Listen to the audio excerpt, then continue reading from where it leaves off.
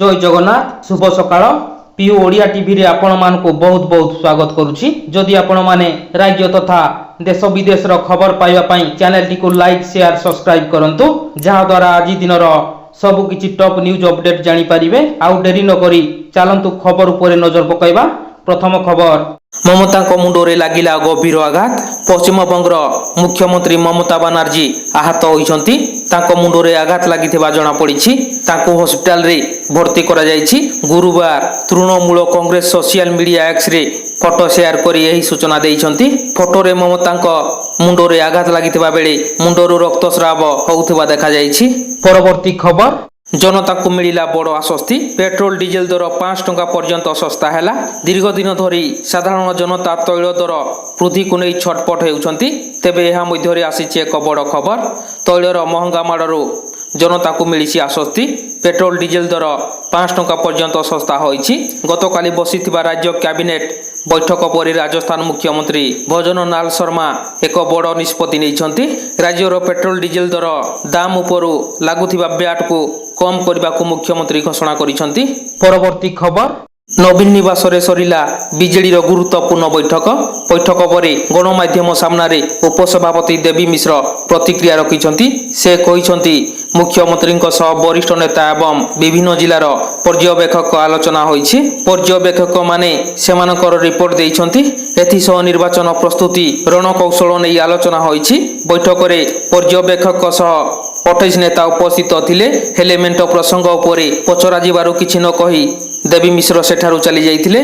परवर्ती खबर छात्र छात्री ऑटो को पिटिला कार 5 आहत। स्कूल छात्र छात्री को धरी विद्यालय धरी जाउथबा गोटिए ऑटो को कार टीए पिटिबा फल रे अन्य 5 जन छात्र छात्री गुरुतर आहत होइचंती। दुर्घटनाटी भद्रक धाननगर रास्तार एक चाउल मिल सामने घटिथिला। गुरुतर छात्र छात्री बारिकपुर और भंडारी पोखरी हॉस्पिटल रे चिकित्साधीन अछंती। परवर्ती खबर पुणी सरकार बड़ भेटी एमानकु मिलिब खुशी खबर। बढ़िला सर्वनिम्न मजूरी। गतकाली दिनर द्वितीय बड़ घोषणा कले मुख्यमंत्री नवीन पट्टनायक। श्रमिक मानकु बड़ भेटी देइछंती सरकार। सेमानक सर्वनिम्न मजूरी रे वृद्धि होइछि। राज्य सरकार गतकाली सर्वनिम्न मजूरी रे वृद्धि करिछंती। ए संपर्क रे मुख्यमंत्री श्री नवीन पट्टनायक गतकाली घोषणा करिछंती। सरकार को घोषणा पर खुशी हो जाइछंती श्रमिक श्रेणी। 4टी वर्ग यथा अणकुशली अर्धकुशली कुशली और अत्यंत कुशली श्रमिक एही निष्पत्ति द्वारा उपकृत हेबे। मुख्यमंत्री एही निष्पत्ति द्वारा राज्यर सरकारी और बेसरकारी क्षेत्र में काम करुथिबा लक्ष लक्ष श्रमिक उपकार पाइबे। अणकुशली श्रमिक मानक मजूरी 352 टंकारु 450 टंका को वृद्धि करा जाइथिबा बेले अर्धकुशली श्रमिक मानक मजूरी 392 टंकारु 500 टंका को वृद्धि करा जाइछि।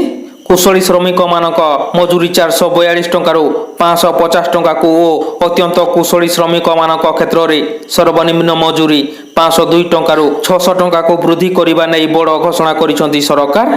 परवर्ती खबर केंद्र सरकार को बड़ कार्यानुष्ठान। केंद्र सरकार पुणी थोरे करिसेंती डिजिटल स्ट्राइक। इंटरनेट रे अश्लील विषय वस्तु देखा जाउथबा प्लेटफॉर्म गुड़िक विरोध रे कड़ा अभिमुख्य ग्रहण करिसेंती केंद्र सरकार। 18टी ओटीटी एप्स 19टी वेबसाइट उपरे कटकणा लगाइछंती केंद्र सरकार।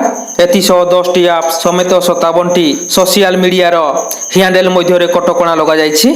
आईटी एक्टर नियम को बारंबार उल्लंघन करिबा अभियोग रे एही कार्यानुष्ठान ग्रहण करा जाइछि। परवर्ती खबर तातीरे लागिबो ब्रेक। केतेक जिल्ला रे हेबो वर्षा। पश्चिमा झड़ प्रभाव रे राज्य रे केतेक जिल्ला रे वर्षा हेबार संभावना रहिछि। जेउथि पई तातीरे लागिबो ब्रेक। दिनर तापमात्रा 2 रु 3 डिग्री पर्यंत कमिब। आगामी 2 रु 3 दिन पर्यंत एपरी तापमात्रा रहिबो। भुवनेश्वर आंचलिक पाणीपाग केन्द्र पक्षरु एपरी पूर्वानुमान करा जाइछि। शुक्रवार अर्थात आज मयूरभंज बालेश्वर केन्दुझर कंधमाल गंजाम रायगड़ा और गजपति जिले में गोटे 2टी स्थान में स्वल्परू मध्यम धरणर वर्षा हेबा संभावना रही। बाकी जिले में पाग सुखिला रहिबो। सुंदरगढ़ जाजपुर केन्द्रापड़ा केन्दुझर मयूरभंज बालेश्वर और भद्रक जिले में केतेक स्थान में वज्रपात होइबारे। शनिवार समग्र राज्य में स्वल्परू मध्यम धरणर वर्षा होइपारे। तेबे सुंदरगढ़ झारसुगुड़ा संबलपुर केन्दुझर मयूरभंज बालेश्वर और भद्रक जिले में स्थान में वज्रपात होबार संभावना रही। सेथिपाई येलो वार्निंग जारी करा जाइछि। एहा छड़ा रविवार मध्य वर्षा होबार संभावना रही।